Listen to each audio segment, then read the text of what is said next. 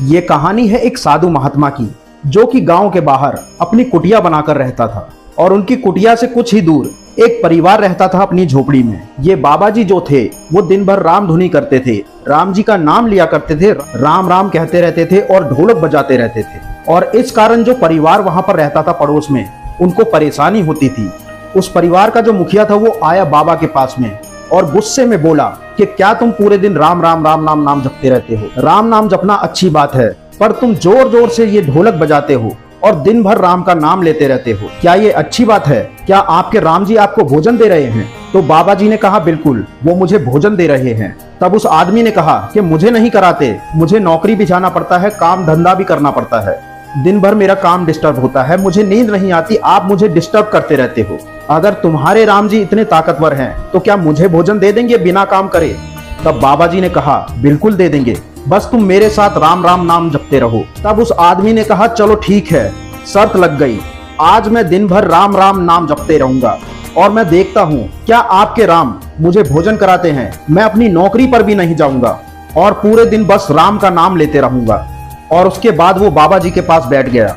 फिर उसे लगा कि मैं दिन में यहाँ से कहाँ जाऊं, अगर घर जाऊंगा तो बीवी मुझे भोजन करा देगी, पर मुझे घर से भोजन नहीं करना है। तो वो शर्त को निभाने के लिए जंगल में चला गया और वहां जाकर राम राम नाम जपने लगा। वो एक पेड़ की डाली पर बैठ गया और आराम से राम राम नाम जपता रहा।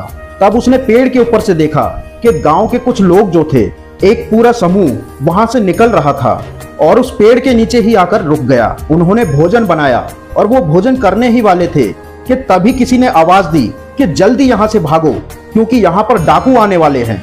क्योंकि वो व्यापारी लोग थे, पैसा वैसा लेकर चल रहे थे, तो वो अपना भोजन वहीं पर छोड़कर वहां से भाग गए। उसके बाद वहां पर डाकुओं का समूह आया और उन्होंने देखा कि पेड़ के नीचे बढ़िया सा भोजन बना हुआ है और ये बिल्कुल गर्मा गर्म है, लगता है कि कोई अभी अभी बनाकर गया है। फिर उन डाकुओं में से किसी एक ने कहा कि सरदार, कहीं ऐसा तो नहीं कि ये कोई चाल हो, किसी ने इस भोजन में जहर मिला दिया हो और हमें खिलाने की, हमें मारने की साजिश की हो।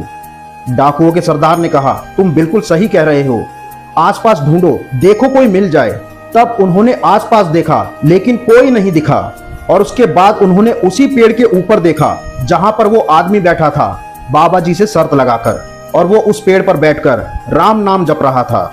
तब डाकुओं के सरदार ने कहा कि भाई तू नीचे उतर, और उससे कहा कि पहले तू ये भोजन कर। पर उसने तो शर्त लगाई थी कि मैं आज भोजन नहीं करूंगा, आज मुझे खाना खाना ही नहीं है। पर वो डाकुओं का सरदार जबरदस्ती कर रहा था, कहा कि तू ये खाना खा। डाकुओं को कंफर्म हो गया कि इसी आदमी ने भोजन बनाया है और हमें मारने की साजिश की है। तब डाकुओं ने जोर से लठ मारा और कहा कि भोजन कर, पर उस आदमी ने कहा कि मैं भोजन नहीं करूंगा। डाकुओं के सरदार ने कहा कि अगर तू भोजन नहीं करेगा तो तुझे 100 लठ पड़ेंगे। फिर उसके बाद बिना देरी के वो भोजन करने लगा और उसके आंखों से आंसू बह रहे थे, क्योंकि उसे याद आ गया था कि बाबा जी ने कहा था कि राम राम नाम जपेगा तो तुझे भोजन अवश्य मिलेगा। उसके बाद वो दौड़कर उसी बाबा जी के पास गया और उनसे बोला कि आपकी भक्ति जो है वो अपरंपार है। अब मुझे समझ आ गया कि अगर हम नाम लेते चले जाएं तब भी हमारा काम हो जाएगा। राम नाम का चमत्कार कुछ ऐसा ही है, आप उन्हें जिस भी नाम से पुकारते हैं पुकारते रहिए, आपका काम हो ही जाएगा। लेकिन इसका मतलब ये नहीं कि आप काम धंधा करना छोड़ दें, पर आप जिस भी काम को करें, जिस भी व्यवसाय में, जिस भी क्षेत्र में आगे बढ़ना चाहते हैं, उनको याद करते चलिए, आप पर कृपा बरसेगी, जीवन मंगलमय हो जाएगा। तो दोस्तों, अगर ये कहानी आपको अच्छी लगी हो तो हमारी इस वीडियो को लाइक जरूर करें और अपने दोस्तों को भी ये वीडियो शेयर करें। राधे राधे।